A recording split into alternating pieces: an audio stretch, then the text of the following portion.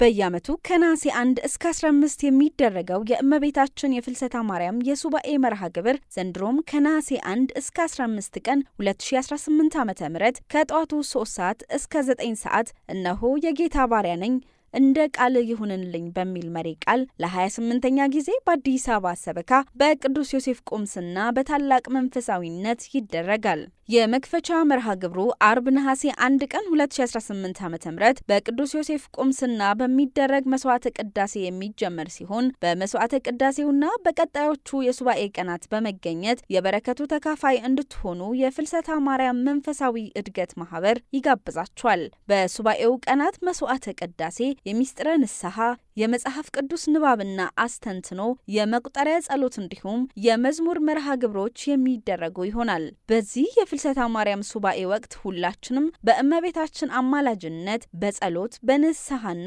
በቅዱስ ቁርባን ስግደት ወደ ፈጣሪ የበለጠ እንድንቀርብ በትህትና ተጋብዛችኋል። የፍልሰታ ማርያም መንፈሳዊ እድገት ማህበር